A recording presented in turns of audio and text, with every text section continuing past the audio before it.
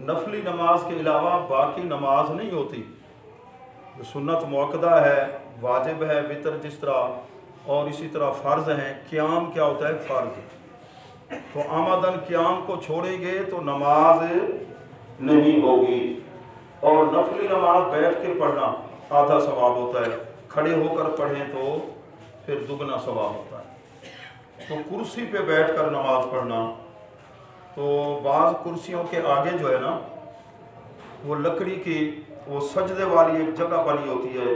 कुछ नमाजी हजरात क्या करते हैं, अपनी पेशानी उस लकड़ी पर रख देते हैं। तो ये गलत तरीका है, ऐसा नहीं करना चाहिए। और कुर्सी बनाने वाले को तो शरई मसाइल का पता नहीं है, तो नमाज जो पढ़ने वाला है उसको उस जगह माथा नहीं रखना चाहिए। अच्छा, कुछ हजरात हैं कि रकू के लिए और सुजूद के लिए तो हाथ को आगे कर देते हैं।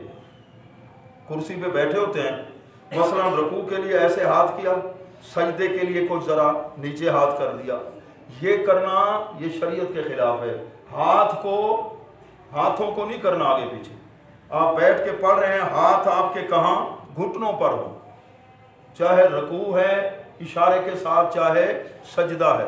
बस इशारा आपने सर के साथ करना है। आपको सर के ज़रिए इशारा करेंगे रकू का, फिर उसके बाद कौमे के लिए सर, उसके बाद सजदे के लिए होगा तो सर कुछ ज़्यादा नीचे कर देंगे रकू की निस्बत।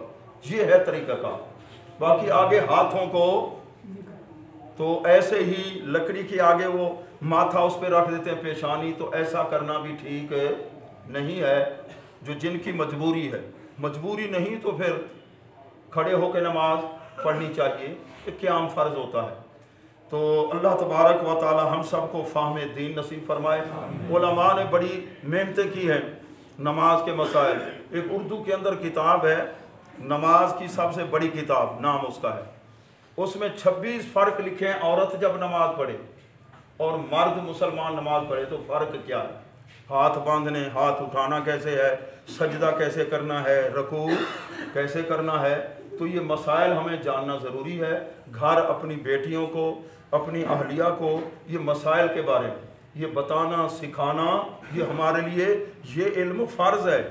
बाकी जो हम औलाद के लिए कोशिश करते हैं, जिन्हें बायोलॉजी, केमिस्ट्री, फ़िज़िक्स या हिस्ट्री या दीगर उलूम असरी हम पढ़ाते हैं, ये फ़र्ज़ है, ये फ़र्ज़ उलूम नहीं है, और ये फ़र्ज़ है।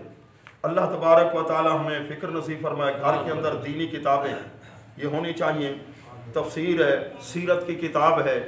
अल्लाह तबारक व तआला नमाज के नूर से हमारे दिलों को मुनव्वर फरमाए।